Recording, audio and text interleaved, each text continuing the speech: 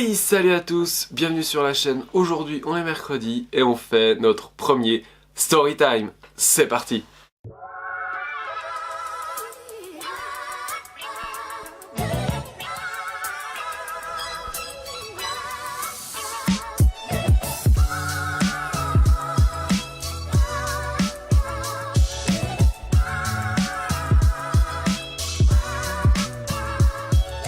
Alors, franchement pour le premier je ne savais pas trop quoi faire. Je me suis dit est-ce que je fais dans un ordre chronologique, est-ce que je fais par catégorie, par exemple mes meilleurs vols en concours, mes expériences en entraînement, enfin des trucs voilà, qui ont pu m'arriver qui sont complètement bizarres, enfin des trucs comme ça. Donc aujourd'hui j'ai décidé simplement de faire mon vol le plus mémorable en concours. Dites-moi par exemple si vous souhaitez que je vous raconte de manière chronologique, donc c'est-à-dire comment j'ai commencé, les choses comme ça, les choses qui me viennent à l'esprit. Voilà, n'hésitez pas à me dire ce que vous souhaitez, parce que voilà, par exemple le concours le plus mémorable, des choses comme ça, des choses qui me sont arrivées avec certaines personnes, comme quand j'ai rencontré telle personne, ou quelle personne je préfère, enfin peu importe, dites-moi vous ce que vous voulez voir dans les commentaires ou un message ou peu importe. Voilà. Donc aujourd'hui, je vais vous raconter l'histoire sur le championnat de France 2016, comment j'ai été champion de France. Alors, tout d'abord, ce qu'il faut savoir, c'est que ce championnat de France, donc, c'était pour le 50e anniversaire de la Fédération Française d'Aéromodélisme, donc FFAM. Donc ils ont décidé d'organiser tous les championnats de France sur une période très courte. Et ça arrangeait certains, ça arrangeait. Puis il y en a plein que ça arrangeait pas. Mais bon, nous on a fait avec, voilà. On était vraiment peu nombreux, on devait être 15, un truc comme ça, 15 ou 16 personnes au championnat de France. C'est pour vous dire à quel point on était peu, parce que ça arrangeait peu de monde. Et c'était à Rouillé. Donc Rouillé, plus excentré que ça, c'est difficile, parce que franchement, il y a purement personne dans cette zone-là qui fait du F3K. Ou sinon, très peu, ou des gens qui font pas de compétition. En bref, voilà, il n'y avait pas beaucoup de monde, et surtout le terrain, en gros le vent venait d'un côté, et nous on avait une pente qui était opposée au vent. Donc voilà, voler sur un terrain en pente, c'était un champ de blé qu'ils avaient labouré, qu'ils avaient réessayé de remettre à peu près à plat. Donc c'était plein de rochers, c'était de la paille partout. En gros, fallait pas poser, sinon le fuselage ou la dérive était abîmée. Bref, c'était pas top comme terrain, et c'est pour ça que je m'en souviens très bien. Parce que ce terrain-là est vraiment mémorable pour le coup. Donc voilà, ça a été quand même un concours difficile, ça a été quasiment un concours de ballast, parce qu'à un certain moment il y avait un vent, mais on a arrêté plusieurs fois le concours à cause du vent qui soufflait à 40 km/h en rafale. Donc il était un petit peu en dessous de la limite en général, mais il y avait des rafales très fortes. Donc on n'a pas pu faire toutes les manches, mais avant le fly-off, conclusion, je suis deuxième, avant le fly-off.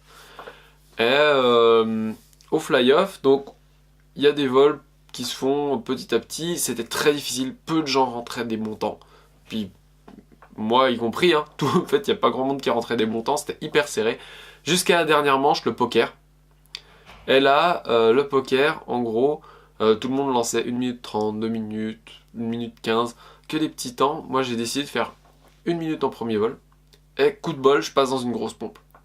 Là je redescends très vite, et je dis 8,52. Donc c'est-à-dire le reste du temps de travail, quoi. Vraiment, il restait 8 minutes 52 donc, au moment où j'ai lancé. Et là, bah tout simplement dans un bon 30 à l'heure de vent, et enfin voilà, ça redescendait à des moments sous les 28 km/h. Et sinon c'était vraiment bien du bon vent. Donc j'étais avec le CX4 Extreme, donc vous m'avez peut-être vu avec dans des vlogs ou dans des vidéos plus vieilles. Et là, je volais à 400 grammes. Purement et simplement 400 grammes. Donc c'était super lourd. Là, je suis parti directement avec la pompe que j'avais repérée. Donc il a fallu que je relance très vite pour pouvoir reprendre cette pompe que j'avais trouvée pendant moins une minute. J'ai satellisé, je suis monté au moins à 250-300 mètres facilement. Ensuite, bah, j'ai déthermalisé assez vite au final. Parce que je me suis retrouvé très vite long. Donc aux environs de 4 minutes. Là, je me suis retrouvé mal, dans une grosse dégueulante. Je me suis retrouvé à peut-être 50-60 mètres. J'ai dérivé sur le terrain, bam, j'en ai rechopé une autre, je suis reparti. Et à ce moment-là, et bien du coup, j'ai pu revenir. juste rester au-dessus du terrain, patienter jusqu'à la fin du temps de travail et faire le vol.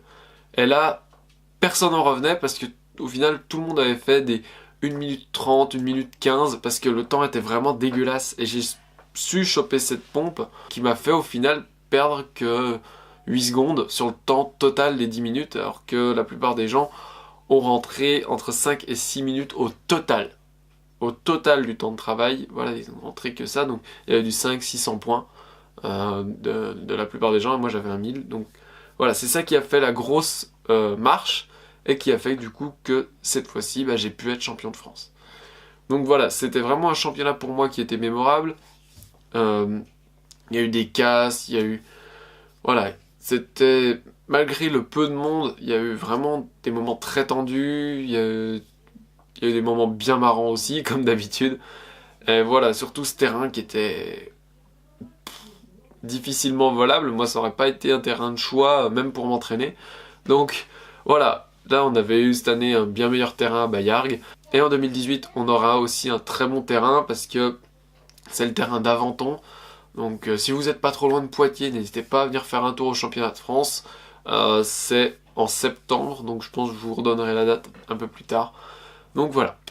C'est tout pour moi pour ce storytelling. Donc si vous avez aimé cette vidéo, n'hésitez pas à me mettre un petit commentaire, un petit like. Et si vous ne l'êtes pas déjà, n'hésitez pas à vous abonner. Et voilà, c'est tout. Donc j'espère d'ici le prochain épisode avoir un petit peu plus organisé tout ça pour vous faire un ordre, pas que ce soit trop anarchique. Et voilà, allez, à bientôt. Ciao.